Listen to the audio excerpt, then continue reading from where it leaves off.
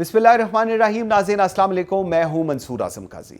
Iran, UAE, कशीदगी और पाकिस्तान का मफाद। नाज़रीन, ईरान और मुत्तहिदा अरब अमारात के दरमियान कशीदगी बढ़ रही है और इसके असरात सिर्फ दोनों ममालिक तक महदूद नहीं रह सकते।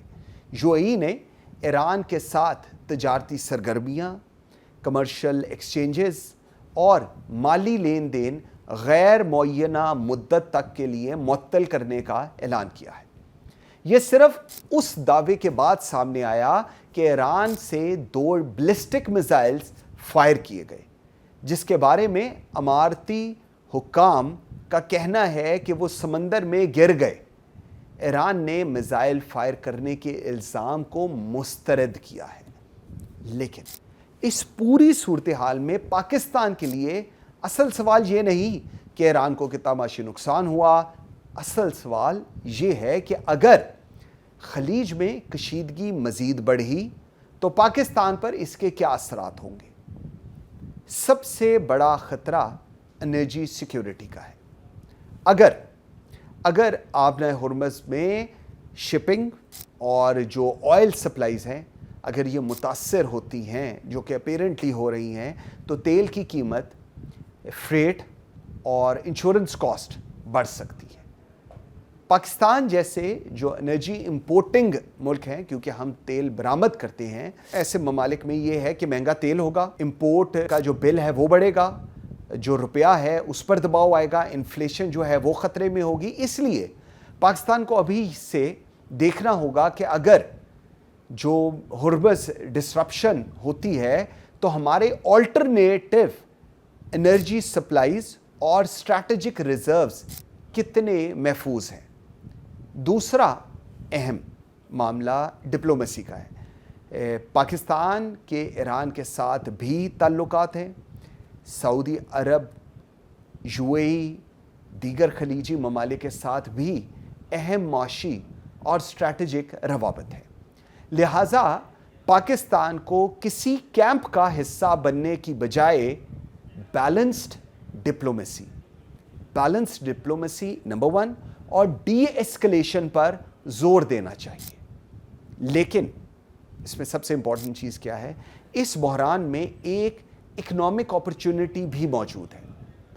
और वो जो इकोनॉमिक अपॉर्चुनिटी है वो ये है कि अगर ईरान और यूएई के दरमियान ट्रेड डिसरप्शन तवील हो जाता है, मतलब एक्सटेंड हो जाता है, तो पाकिस्तान को देखना चाहिए कि जो गल्फ मार्केट है इसमें कौन सी नई कमर्शियल स्पेस पैदा होती है। पाकिस्तान के ऊपर एक्सपोर्ट्स का बड़ा प्रेशर है। पाकिस्तान की एक्सपोर्ट्स को हाई लेवल पर जाना चाहिए। पाकिस्तान एक्सपोर्ट्स कहाँ बढ़ सकती हैं? क्या हमारे पोर्ट्स और हमारी लॉजिस्टिक्स, इंफ्रास्ट्रक्चर, रीजनल ट्रेड का ज़रिया का ज़्यादा हिस्सा कैप्चर कर सकते हैं हम? यानी क्राइसिस को सिर्फ थ्रेट नहीं समझना, क्राइसिस जब भी आएगा उसको एक अपॉर्चुनिटी भी समझना है। ईरान के मामले में पाकिस्तान को ख़ास एहतियात भी करना बहुत ज़रूरी है। हमारी ईरान के साथ तजारत है, सरहद है, सिक्योरिटी इंटरेस्ट्स हैं, जबकि गल्फ़ कंट्रीज़ के साथ भी हमारे अहम मुआशी ताल्लुकात हैं।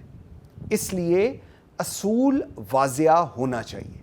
हर चीज़ के अंदर एक क्लैरिटी जब आ जाएगी तो चीज़ें बहुत बेहतर हो जाएंगी। किसी के ख़िलाफ़ नहीं, पाकिस्तान के मफाद में।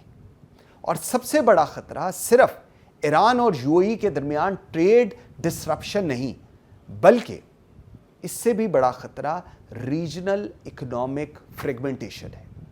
इसका मतलब ये है कि अगर शिपिंग मुतासर हुई, ऑयल प्राइसेस बढ़ जाएंगी, गल्फ़ ट्रेड के जो रूट्स हैं उनमें खलल आ जाएगा, तो इसका जो असर होगा वो डायरेक्टली पाकिस्तान की एनर्जी सिक्योरिटी के ऊपर आएगा, इंपोर्ट बिल के ऊपर आएगा, इन्फ्लेशन के ऊपर आएगा और फॉरेन एक्सचेंज पर आएगा।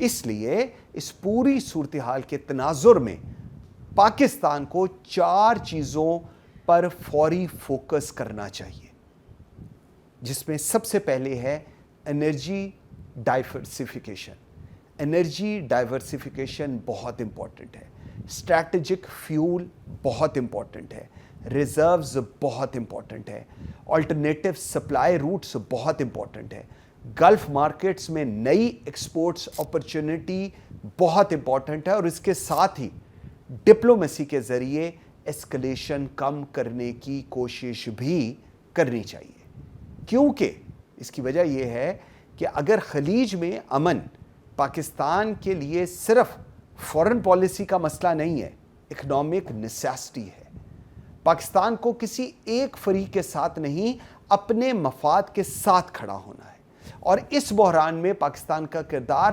صرف تماشائی کا نہیں بلکہ ریجنل سٹیبلٹی کے رسپانسبل سٹیک ہولڈر کا ہونا چاہیے۔